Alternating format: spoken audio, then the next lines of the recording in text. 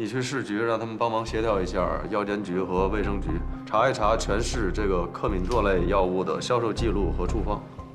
得嘞。小刘、小李，抛尸地半径5公里内所有的保洁公司和没有到岗上班的相关女性，你们带人给我一一排查。好，小赵，你去附近的派出所去调取最近2天这个人口失踪的报案。可失踪报案都在48小时后才受理，所以很可能还没有正式立案。那就一家一家的找啊，联系一下报警中心，看看有没有类似的报案。是。根据官队的分析，我们有理由相信，这是一名企图在短时间内继续作案的丧心病狂的狂欢型杀人犯。我们必须要在24小时之内抓住他，避免下一个无辜者受害。是。法官，你看这下一步，我可能还要去昨天晚上的现场看一下。哎，老关。不是已经锁定被害人的范围了吗？你还去？不是为那名女性被害人，关键不在她，关键在于第1名被害人。第1名被害人？对，她的头部和右臂不是一直没有找到吗？如果不是我们还没有发现尸块的话，我觉得她的头部和右臂上应该有能证明死者身份的东西。既然凶手这么苦心的隐藏，说明他们之间可能有某些关联。这也符合连续作案的暴力性犯罪。这怎么讲？连续作案的暴力性罪犯，一般第1次作案都会以自己身边某个对象为目标。如果我们查出死者的身份，顺藤摸瓜也就不难了。哎，法官，又怎么了？找个助手吧，谁都行，我没别的意思啊。毕竟你现在不是咱们队的正式编制，那总得有人策应你的安全，是不是？再说了。万一到行使职权的时候，那还有个能量正点的好啊！好像我也没得选。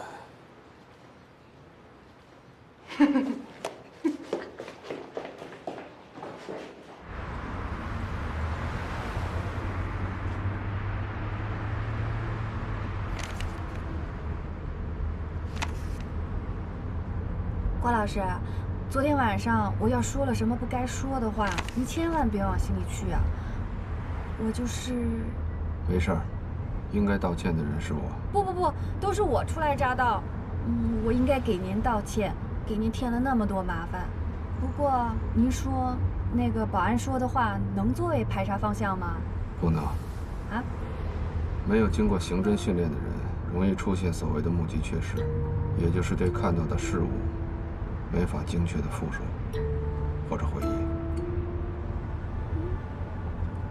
那您还配我？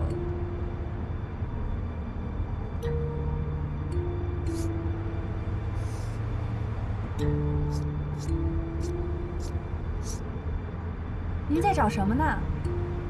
心理安全区。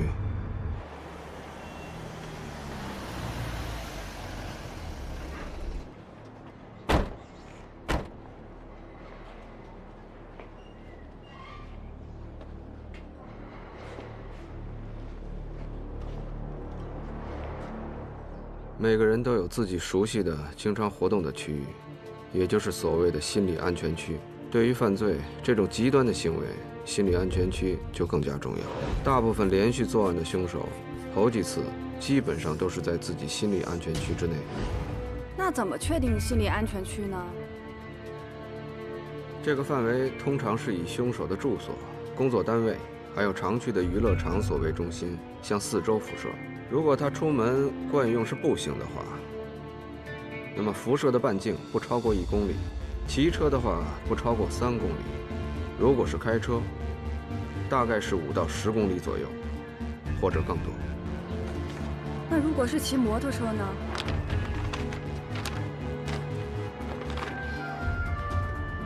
不管骑的什么，确实有点反常。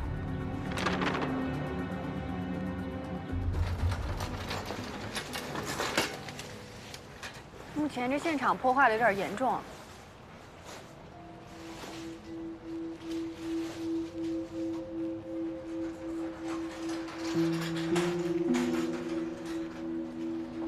这儿有几个出入口？ 4个，哪个离这儿都不近，有一个是直通地下车库的出入口，另外3个都是可供行人、自行车还有摩托车进出的。人车分流的小区，监控录像呢4个都有，技术队已经调走了，还在筛查中，目前没有发现和保安目击的相似人员。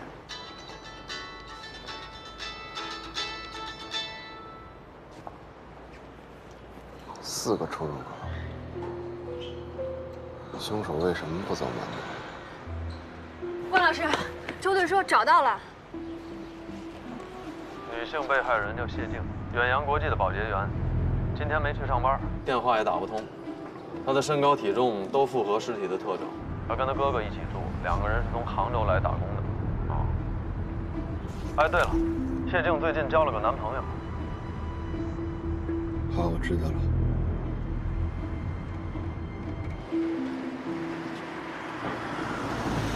来了，法官，进一步核查了吗？市局的核查报告，谢静2周前去妇幼保健医院去看过病，医生给她开了3种妇科药，其中就有这个克梅唑栓剂，不出意外的话，应该就是她。还有就是小区物业说啊，说这个谢静他哥哥呢平时足不出户，长得是又肥又胖啊，好像是他妹妹养的。怎么还不进去？房子还没送钥匙呢。不等了，破门进。先别急，这很有可能是一处分尸现场，而且不排除凶手就在里边。哼，说真的，我还巴不得他在呢。什么？图纸给我。哦。这就是谢静小区的平时结构图。这个谢静住的是一室一厅，破门进来呢，应该就是客厅，分3路，给我把住了厕所、厨房还有起居室，一定要保护现场的安全。如果凶手在，立马给我拿下。是。哎，你说这个凶手会不会还有什么特征？如果屋里有任何男人，那他就是凶手。那谢静男朋友要在呢？那谢静的男朋友就是凶手。你好，小区物业，有人吗？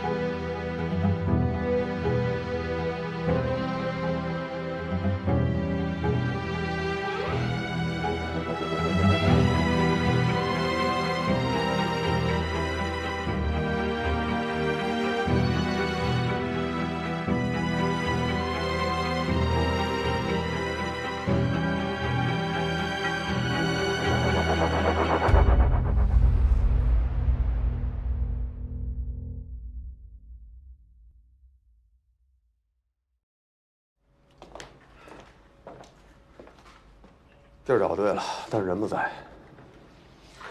让你的人出来吧，封锁现场。来，都出来了。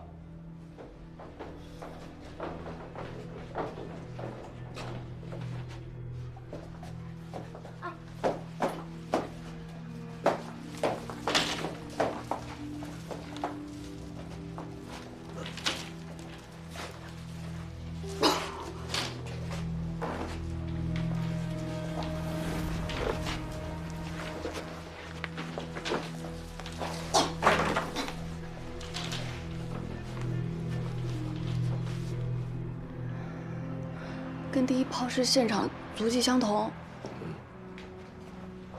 现场在里面呢。怎么不能在卫生间呀？卫生间与隔壁邻居相邻，凶手估计是怕动静太大了，引起别人的注意。而且从平面图上看，那儿空间太狭小了，不适合做大动作。可是流了这么多的血，这地板都没有做防水处理，这不得渗到楼下呀？拿床垫当海绵了。你就别进来了，下楼去迎一下房东，给他做个笔录，问一下钥匙的事。那我下去了。关老师这是越来越善解人意了啊！还不是你派过的人太弱了。哎，高儿，兄弟，怎么样啊？现场有大量的血指纹和血足迹，凶手应该是在床上肢解的尸体。床单和床垫吸收了大部分的血液，床上还有些组织。接下来怎么办？接下来，这儿的证据足够你去找嫌疑人的了。不过最重要的，最重要的就是凶手是怎么进来的，对吧？刚才我们都看了，对不对？门上没有被撬过的痕迹，而且锁也不是新换的。还有就是说，要么就是受害人自己开门让凶手进来的，要么就是凶手有钥匙。是这钥匙在人手里，也就无外乎要么房东，要么就是他们兄妹俩。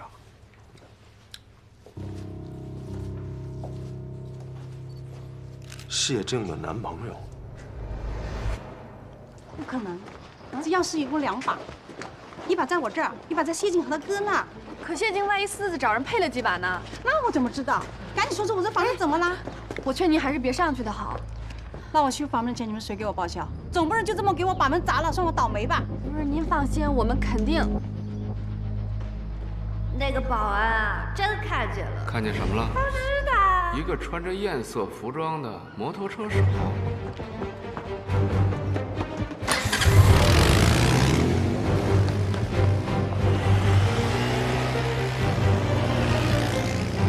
中队就在现场出现一半，正在向东北跑去。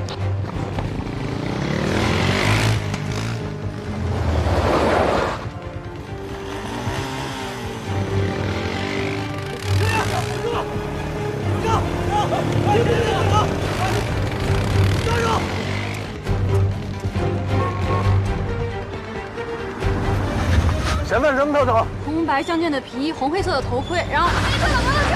哎，周队，周队！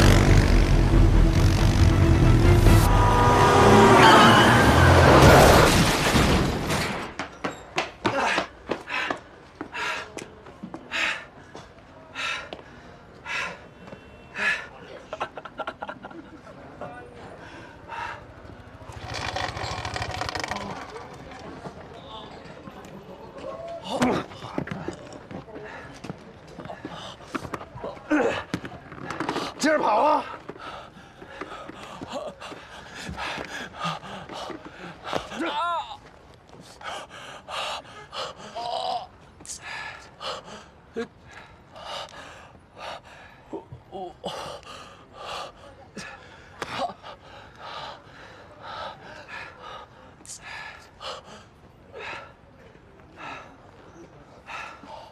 喂，老关，我在永宁街东北口截获了嫌犯，赶紧叫人来清理现场。对，终于知道他妈谢静长得什么样。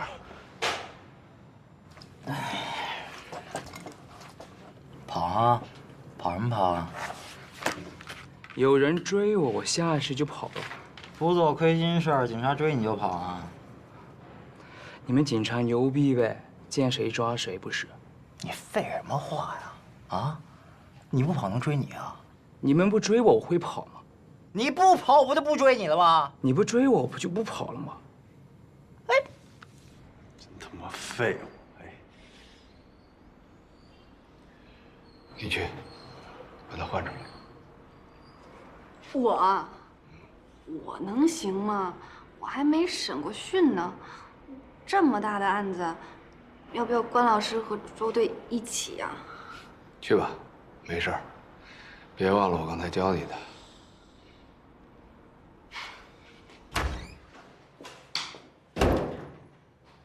法官，你真放心这丫头片子？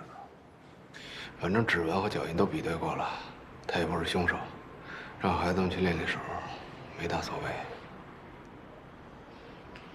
啊，这孙子肯定背事儿了啊！要不会跑那么积极的。是啊，你把他给弄成这样，他要是没事儿，你不就得有事儿了吗？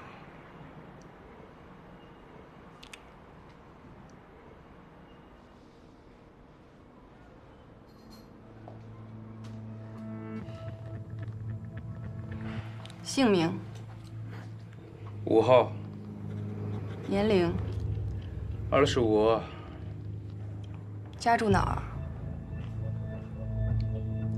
丽景家园。家里几口人？我和父母一起住。我爸是环卫工人。今天去小区做什么？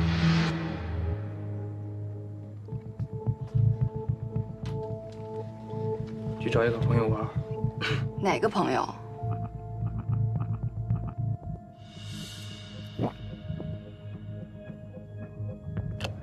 知道我们为什么抓你吗？不知道。那你和谢静之间到底怎么回事？就是朋友关系。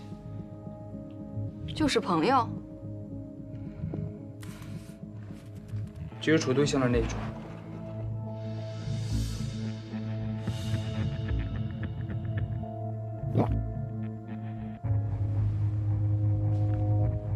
那你还不知道我们为什么抓你？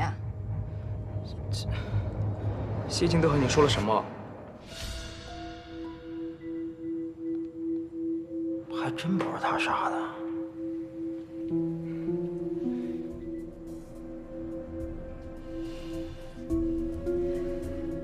你觉得他能和我们说什么？警察同志，你千万不要相信他说的，我只是负责找下家，车都不是我偷的，而且我早就打算不干了。成了，看来是个盗窃销赃的团伙，你这处分算是躲过去了。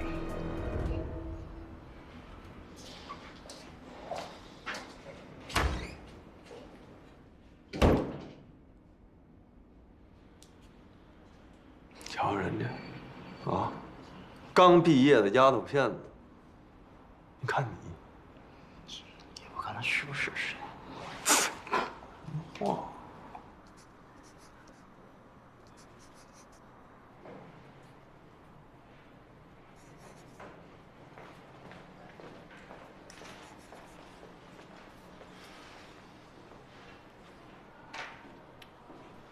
这个谢静啊，发现她男朋友是摩托车盗窃团伙的，所以就威胁她，说如果再干，不但分手，而且还会报警。这小子给谢静打电话，找不着人，着急了，来到他家楼下，发现有警察，他以为谢静报了警，这才跑的。哎，所以这线索又断了。哎呀，天哪！哎。还有10几个小时，我他妈上哪儿找凶手去？难道说，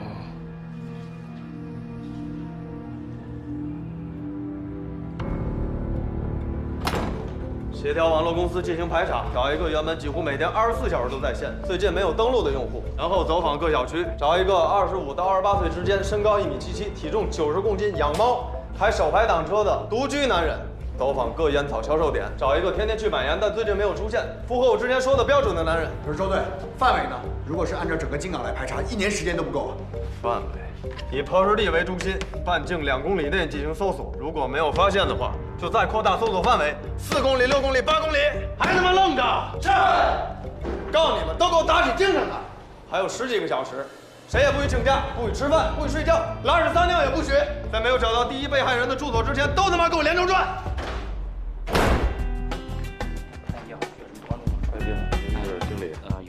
有是吧？多吗？咱们那个随便看。可以。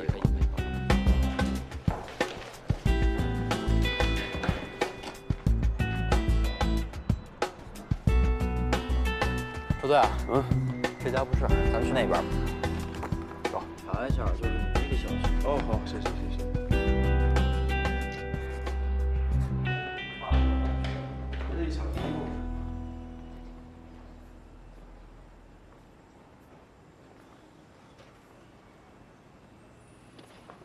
王老师，这都拆成这样了，我们还能找到什么呀？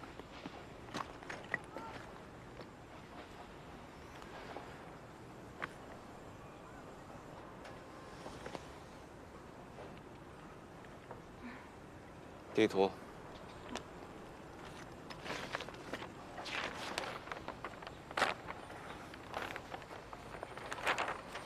知道为什么让你放弃一线的行政工作吗？每天面对无数的现场勘验、尸检报告、监控录像、指纹脚印、书证、物证、目击证言，你要不断地利用自己的刑侦知识做出判断和选择。而这个判断一旦错误了，整个的行政方向就会受到误导。关老师是不会出错的。没有人敢保证自己从来不出错。如果我判断错了凶手的心理安全区的话，我不但抓不到凶手，有可能某些无辜的人还会因为我错误的判断而丧命。所以，一线的侦破人员手里握的不只是正义和真相，更可能是那些无辜者的生命。不会的，我们这么努力，肯定能找到他。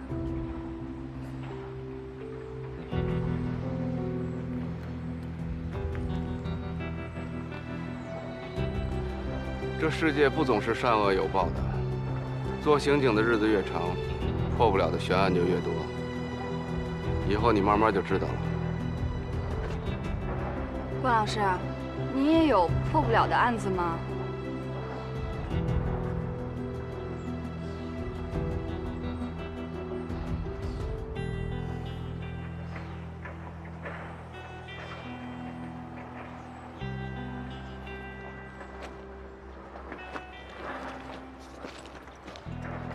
这附近有多少个小区？8个，周队正在南面那2个小区做走访呢。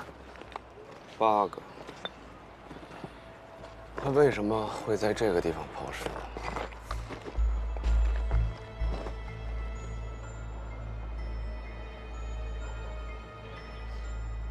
他看得到这儿。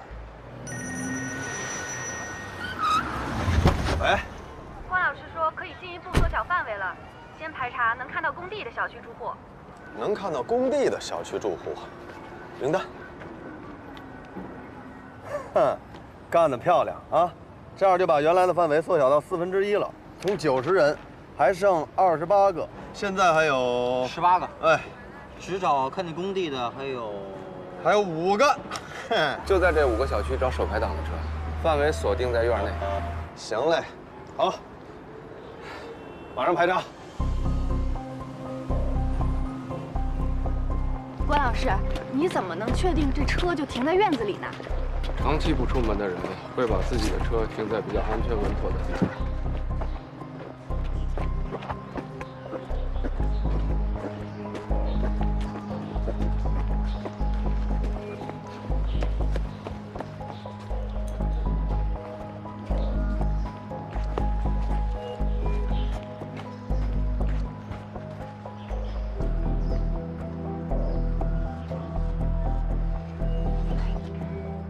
师，关老师，那有一辆手排档的车。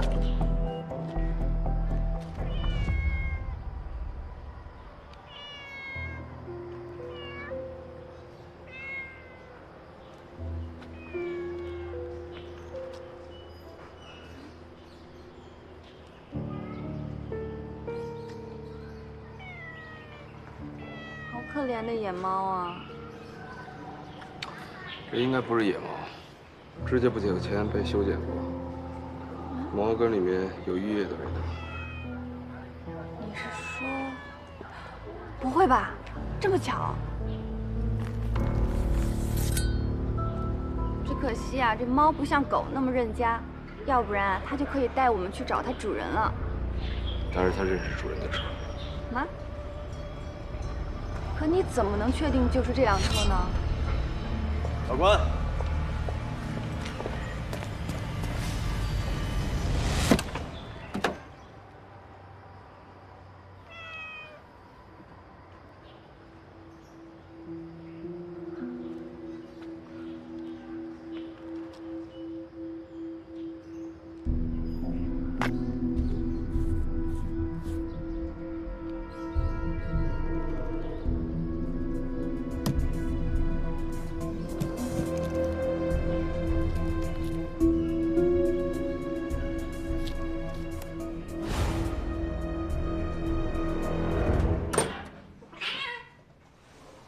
谁告诉你猫不认识家？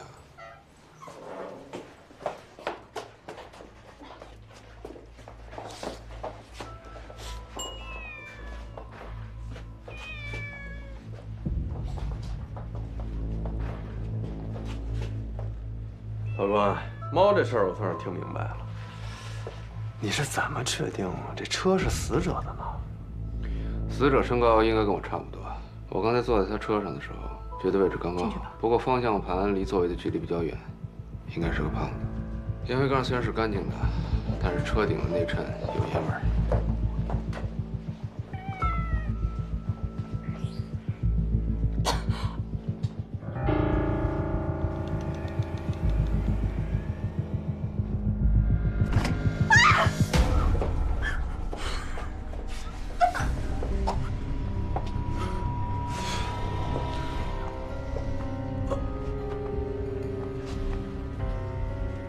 这孙子肯定是怕纹身和这脸暴露死者的身份，呀，一定是王晨的熟人。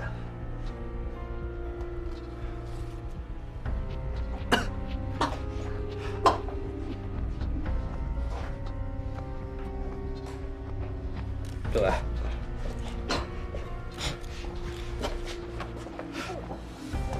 法官，是合租的。合租啊？我还以为是他一个人租的呢，早知道就从合租查起了。哎呀，那范围更大了去了，更不好查。关队，我们查到，王晨啊是个游戏测试员，平日足不出户，就在家工作。然后他那个工资啊也是网银支付的。那个物业公司跟我们说呀，跟他合租那个人叫高远，26岁，好像是在什么快餐店打工。我们正在查那快餐店。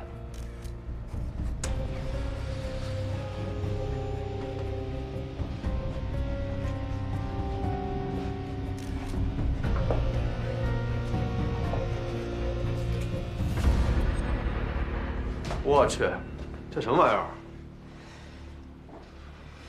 这应该是自制的肾透析仪器。有些尿毒症患者或者肾衰竭患者，因为治疗费用昂贵，会拿这种机器自己进行透析治疗。周队，房主的指纹已经提取出来了，现在还不能做精确比对，但是从斗和旗的分布来看，跟凶手的指纹基本吻合。凶手就是高远。要我说，也别联系什么快餐店了，直接派2队过去抓人。如果这小子不在，就原地布控，等着他出现。他是给那家快餐店送外卖的。高远骑的是电动车，后面配备了外卖箱，用外卖箱转移尸块，绝不会引起别人的注意。之所以他不从正门走，从小区的缺口进入小区的垃圾车，就是因为那个小区根本不允许送外卖的进出。高远没有房间钥匙，很可能是谢静的哥哥订了外卖，所以他才能进屋。高远在杀害了谢静的哥哥，正准备分尸的时候，不巧谢静回来了，所以谢静才在门厅被活活的砍死。通知辖区的派出所便衣备勤，封锁小区所有的出入口，调取监控录像，看看这个高远到底什么时候出入小区。另外，让其他各组从快餐店一直到这儿沿途布控。这样，我现在就去啊。好。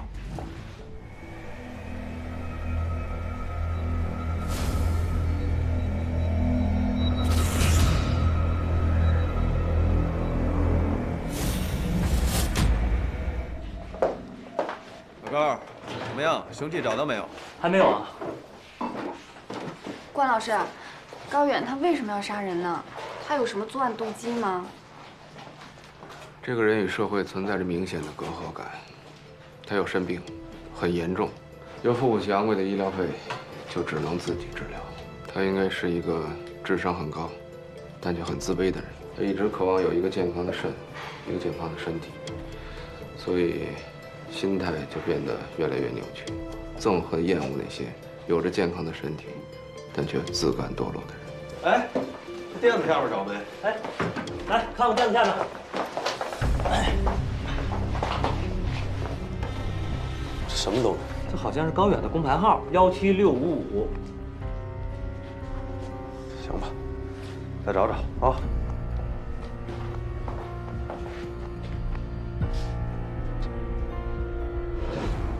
喂，我是刚才往您家送外卖的，我的工牌是不是落在您家里了？工牌号是17655，17655，17655。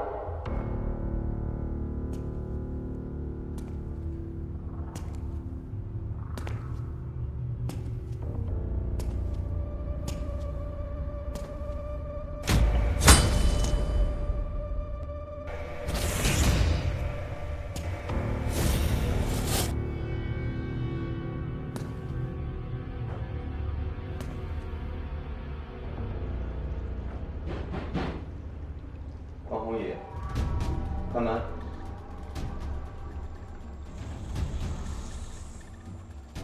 我知道你在里边。关宏宇，开门啊！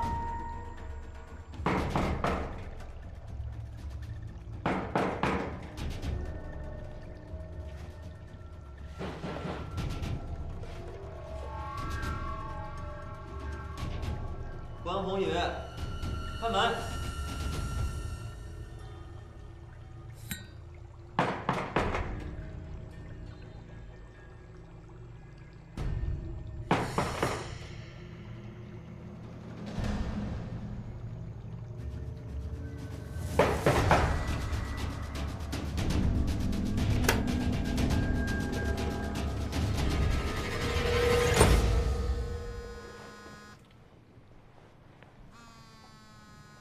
关老师，是你电话吧？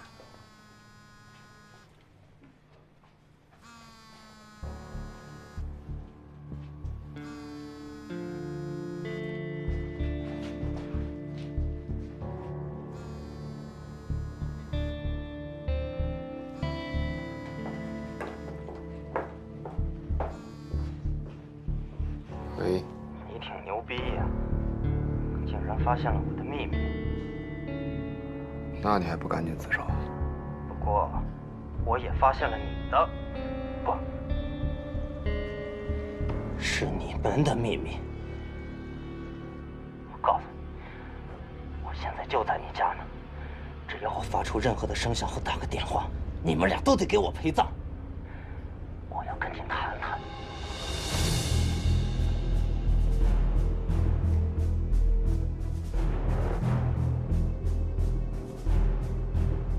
关老师，你怎么了？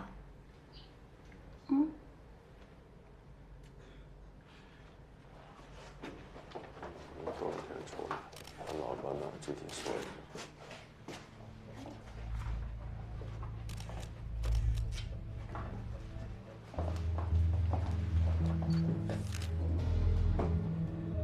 怎么了，老关？啊？没事，身体吃不消了吧？熬了一夜，赶紧回去休息吧。啊，你的任务完成了，这儿交我了。那我先走了。哦，我要不要送关老师回家啊？不用了，你也一直没睡，开车不安全。慢点啊。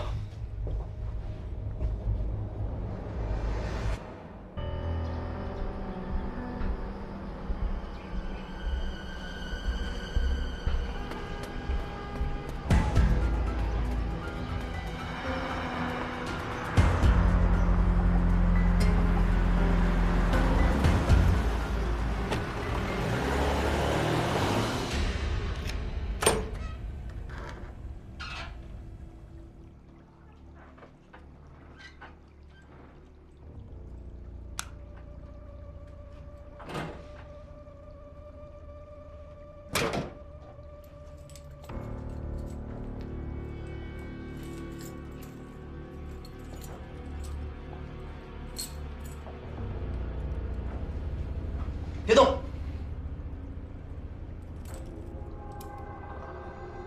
别动！玩这么大一局，我看看。哎，你们俩还真他妈比我牛逼呀！这局玩的够大的。我瞅瞅。 连脸上的疤了都一样，哎，一个警察，一个通缉犯，你们俩这双簧，唱的可真他妈绝了！为什么杀那些人？人？是什么人？王晨和谢静兄妹，别告诉我不是你干的。 你说说啊，每天把自己关在黑屋里边，不见天日，只有黑暗和潮湿才让他们觉得安全。这样的是人？不是，是蟑螂，脏兮兮的蟑螂。你就是蟑螂。王晨跟这事儿有什么关系？他他妈不就这样吗？啊？ 每天把自己关在黑屋里边，无所事事，关着灯，对着电脑，吃着外卖。你说像他这样，人生还有什么意义？没有，一点都没有。那你人生的意义有吗？那当然，我的意义就是在帮他们。蟑螂会自杀吗？不会，他们也不会。 他们心底里特别希望有我这样的人出现，来帮他们死，好让他们早日投胎重新做人。哎，你说多有意义呀！啊！所以说，你认为你杀的不是人，杀的是蟑螂？对。我就说吧，还是你哥。你懂我。那谢静呢？那个女孩子也算蟑螂吗？那是她回来的不是时候，还真怪不得我。 话又说回来了，一个天天供养蟑螂的人，也是在纵容他们浪费生命。他死得不冤，你说是不是？你杀了这些人有什么用？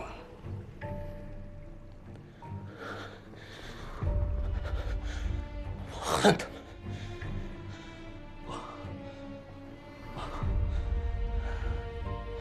我羡慕他们。 我羡慕有一个有健康身体的人。这个世界太不公平，哪怕一个囚徒，一个乞丐，他们都有一个健康的肾。我呢？啊？我没有，我没有。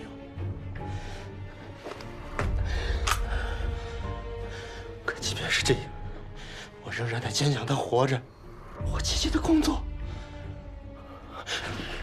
而他们呢，明明有个好的身体，却蜷缩在阴暗的角落里，白白的浪费生命。他们不配活着，不配。你没有权利决定别人的生死。我他妈就这么做，别动！